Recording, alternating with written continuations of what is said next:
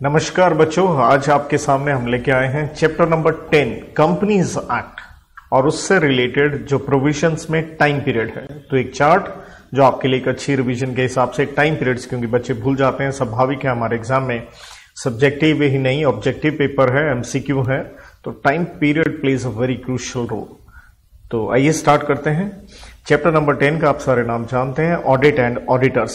Obviously आप बच्चे CA बनने वाले हैं, तो बेटा ये आपके ऊपर ही है, आप ही ऑडिटर हो। तो ये चैप्टर तो वैसे मैं कहता हूं आपके टिप्स पे एक एक प्रोविजन होनी चाहिए, तो टाइम पीरियड तो है ही इंपॉर्टेंट।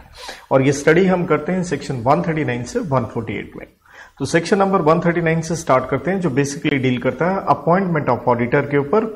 और सब सेक्शन 1 में हम पढ़ते हैं जब ऑडिटर अपॉइंट किया जाता है कंपनी के द्वारा, तो कंपनी क्या करती है, ऑडिटर को इन्फॉर्म करती है उसकी अपॉइंटमेंट से रिलेटेड, एंड साथ में ही कंपनी को एक फाइलिंग करनी होती है ADT 1 के अंदर ROC के पास, रजिस्ट्रार के पास, within 15 days of appointment की ये हमारा ऑडिटर है, ये डिटेल है उसकी, फॉर्म में भर के आप प्रोवाइड करते हैं।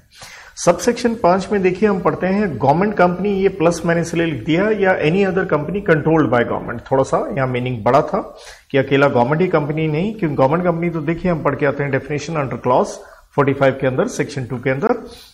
तो उसके अलावा भी कोई कंपनी जो कंट्रोल्ड बाय गवर्नमेंट हो। तो ये थोड़ा सब्सिक्वेंट ऑडिटर से रिलेटेड है, क्योंकि फर्स्ट ऑडिटर के बाद जो सब्सिक्वेंट ऑडिटर आते हैं, तो देखिए उसमें हम पढ़ते हैं कि गवर्नमेंट कंपनी के केस में ऑडिटर अपॉइंट करना होता है 180 दिन के भीतर। कहां से?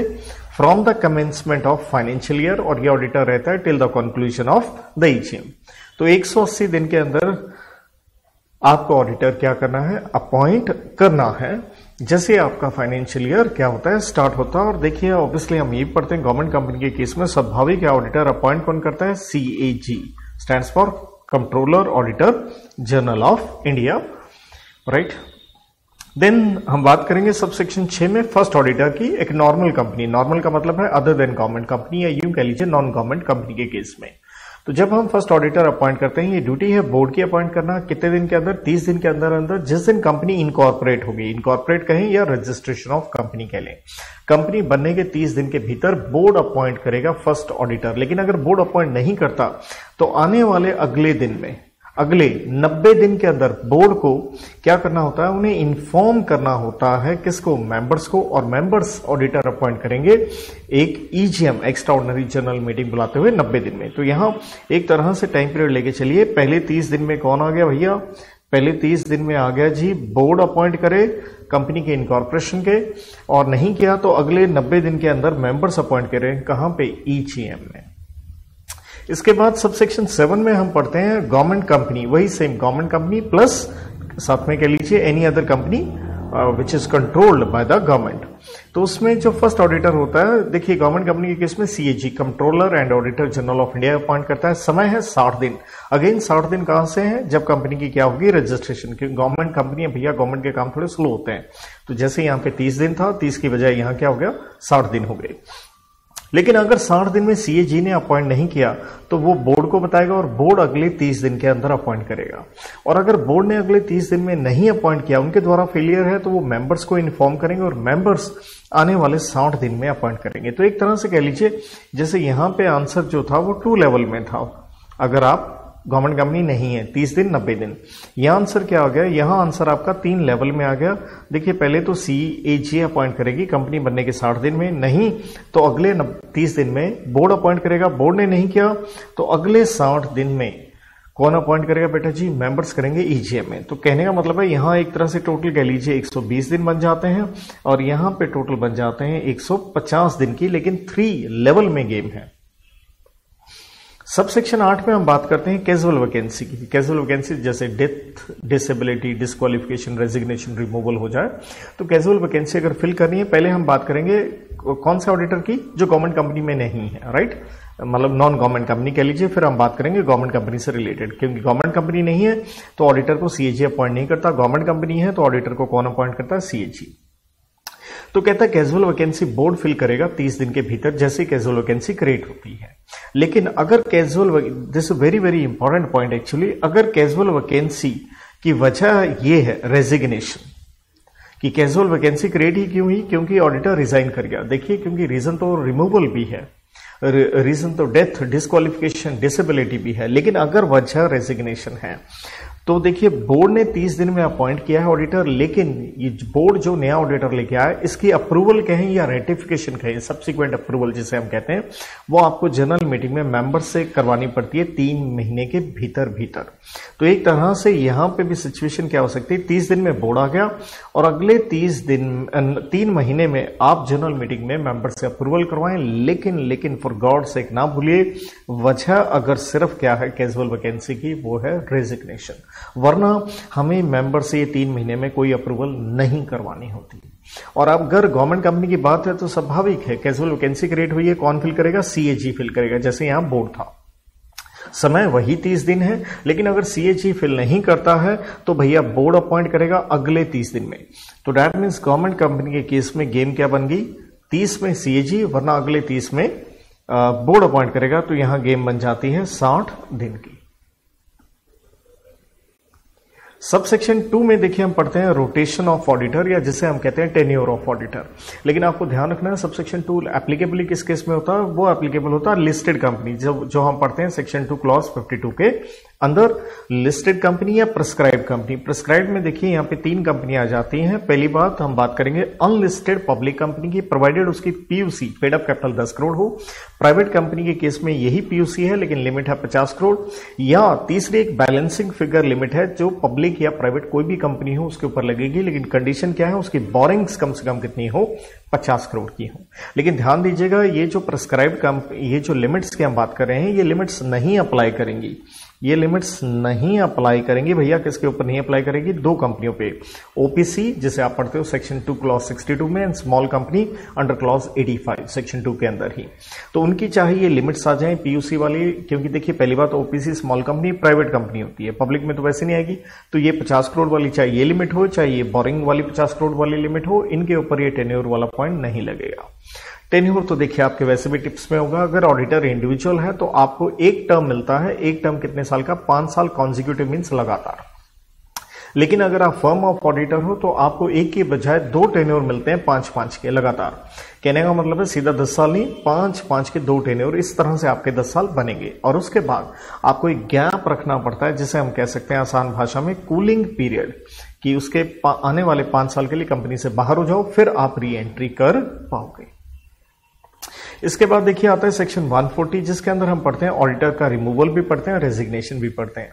सब सेक्शन 1 के अंदर हम पढ़ते हैं रिमूवल ऑफ ऑडिटर, जो कंपनी के द्वारा होता है, काफी कठिन होता है ऑडिटर को निकालना। ये भी आंसर देखिए काम करता है 3 लेवल के अंदर, 3 टायर सिस्टम कह लीजिए। पहले कंपनी को क्या करना होगा, बोर्ड मीटिंग में बोर्ड रेजोल्यूशन पास करना होगा, और बोर्ड रेजोल्यूशन पास होने के 30 दिन के भीतर भीतर आपको सेंट्रल गवर्नमेंट से अप्रूवल लेनी पड़ेगी। और सेंट्रल गवर्नमेंट ने अपनी ये पावर डेलीगेट करके आरडी रीजनल डायरेक्टर को, जहां आप एक फॉर्म एडीटी 2 अप्लाई करते हैं, उसके अंदर रीजंस वगैरह लिख के देते हैं, राइट, 30 दिन के भीतर। और जैसे ही अगर सेंट्रल गवर्नमेंट या आरडी कह लीजिए अप्रूव कर देता है, उसके 60 दिन के भीतर भीतर जनरल मीटिंग में आपको क्या पास करना पड़ता है, स्पेशल रेजोल्यूशन, तब जाकर ऑडिटर निकलेगा।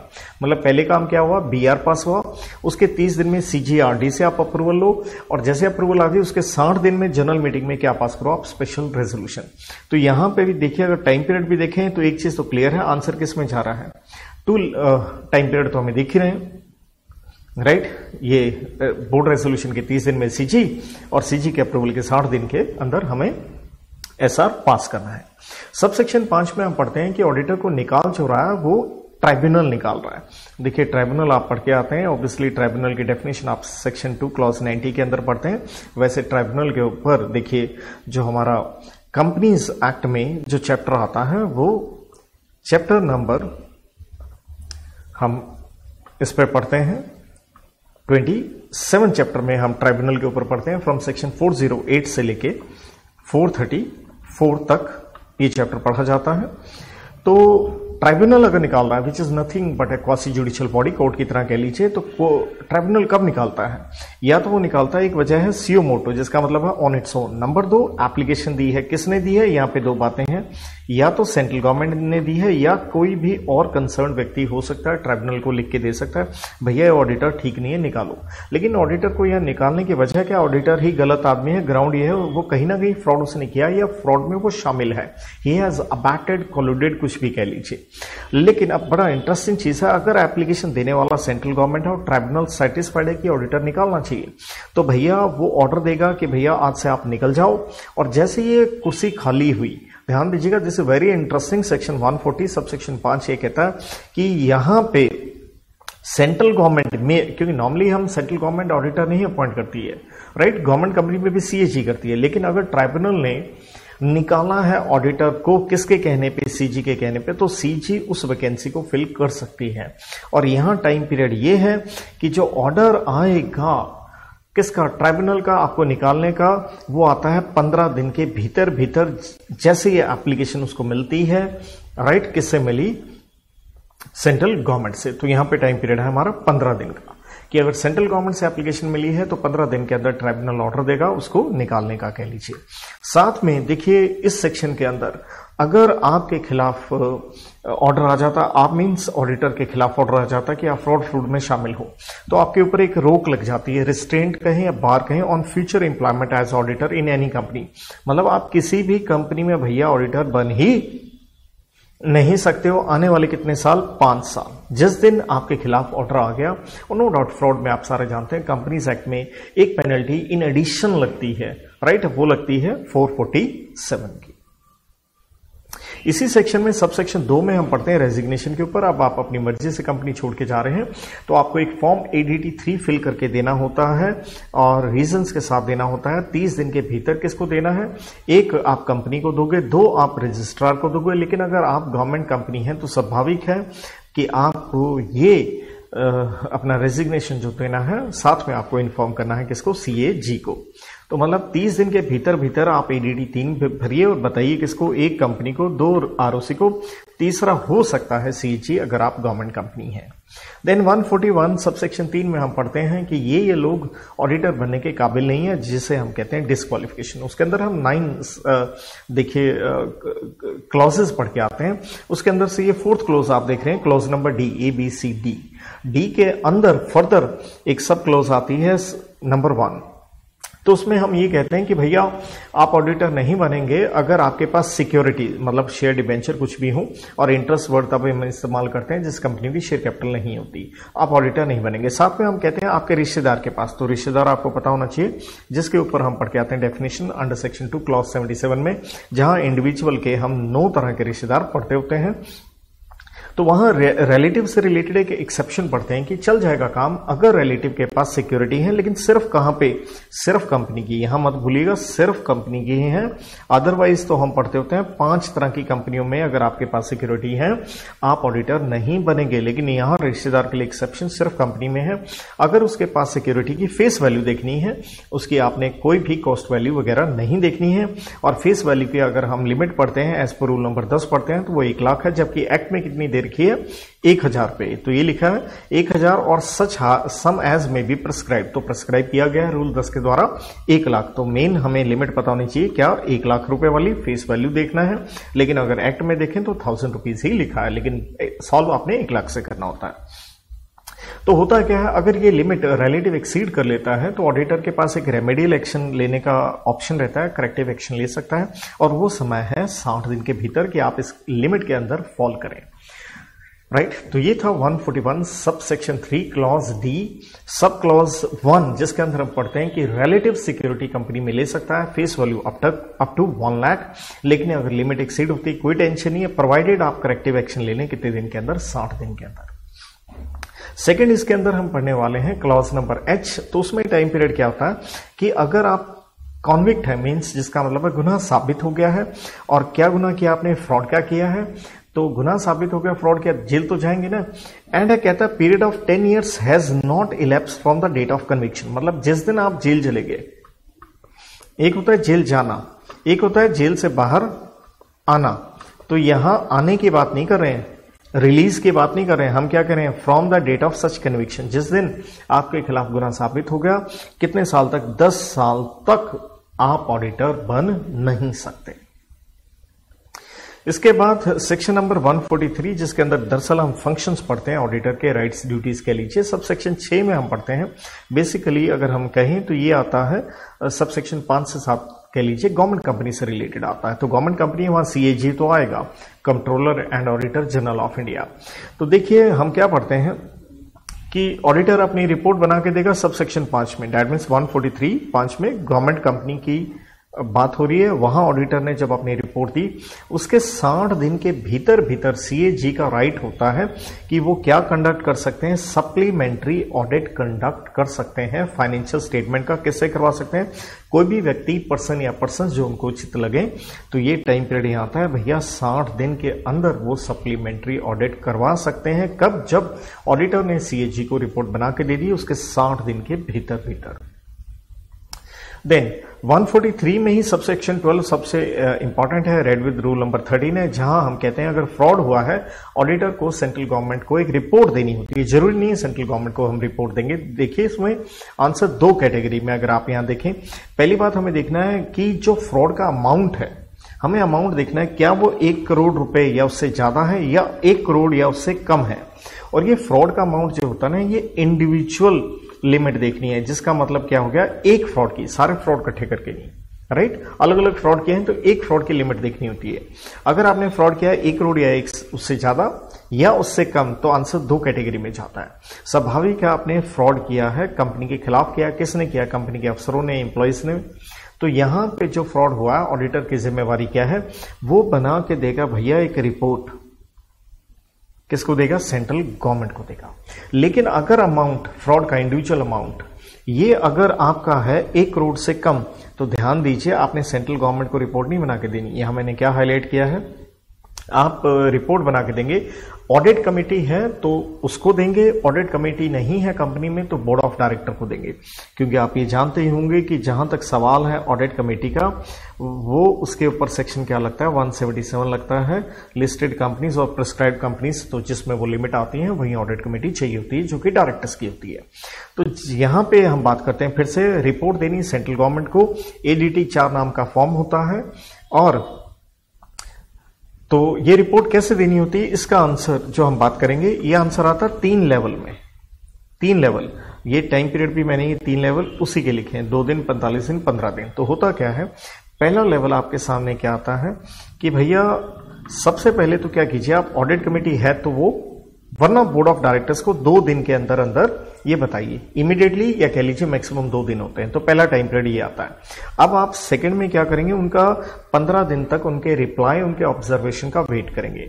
अब आपने ये रिपोर्ट फॉरवर्ड करनी होती है सेंट्रल गवर्नमेंट को अगले 15 दिन के भीतर। देखिए नेक्स्ट 15 दिन के अंदर विद और विदाउट रिप्लाई, कि एसी या बोर्ड ने अपना ऑब्जर्वेशन या रिप्लाई दिया या नहीं दिया। और जब आपने सेंट्रल गवर्नमेंट को रिपोर्ट भेजनी होती है, कैसे भेजनी होती है, उसके तरीके बताए गए हैं, रजिस्टर्ड एक्नॉलेजमेंट या स्पीड पोस्ट से, राइट, और उससे आपने भेजनी होती है, अपने लेटर हेड पे भेजनी होती है, एंड फॉलोड बाय ईमेल भी होता है। तो इस तरह से 3 टाइम पीरियड निकल के आते हैं कि पहले 2 दिन में आप क्या कीजिए, एसी ऑडिट कमेटी है तो उनको, वरना बोर्ड को दीजिए, और उनके रिप्लाई कहें या ऑब्जर्वेशन कहें, 15 दिन का वेट करें, और रिप्लाई और ऑब्जर्वेशन के साथ आगे आप अगले 15 दिन में ये रिपोर्ट सेंट्रल गवर्नमेंट को दे दें। लेकिन अगर फ्रॉड का अमाउंट है ही 1 करोड़ से कम, तो देखिए आपने सेंट्रल गवर्नमेंट का यहाँ कोई रोल नहीं है, सिंपल एसी या बोर्ड को आपने रिपोर्ट देनी है, और कितने दिन के अंदर देनी है, यहां आप देख सकते हैं, बड़ा ही सिंपल सा आंसर है, 2 दिन का। यहां वही सेम, यहां जो टाइम पीरियड हमने कहा था वो आप दे दीजिए। साथ में आपने जब रिपोर्ट बना के दी, उसके कुछ कंटेंट्स होते हैं, जिसे मैं कहता हूं पैन। पी से पार्टीज बताइए किसने किया, ए से अमाउंट कितना, एन से नेचर ऑफ फ्रॉड।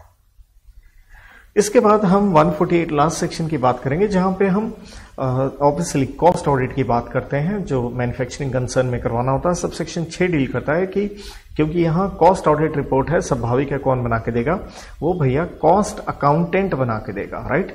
यहां सीए चार्टर्ड अकाउंटेंट नहीं होगा, उससे आप बनवाएंगे। तो वो जो अपनी रिपोर्ट बना के देगा, फिर कंपनी को क्या करना होता है, ये रिपोर्ट आगे सेंट्रल गवर्नमेंट को देनी होती है। जैसे ही कॉस्ट ऑडिटर से आपको, कॉस्ट ऑडिटर, कॉस्ट अकाउंटेंट कहें आप, बेसिकली कह लीजिए कॉस्ट ऑडिटर, तो उसके रिपोर्ट मिलने के 30 दिन के भीतर भीतर आपको इसे सेंट्रल गवर्नमेंट को फॉरवर्ड करना होता है। तो बेटा जी इस तरह से थोड़ा सा एक स्पीडी वे में जितने टाइम पीरियड है मैंने आपसे डिस्कस किए। होप सो इससे आपको एक अच्छी यूटिलिटी मिले आपके एग्जाम्स के लिए। Have a good time, good luck, God bless.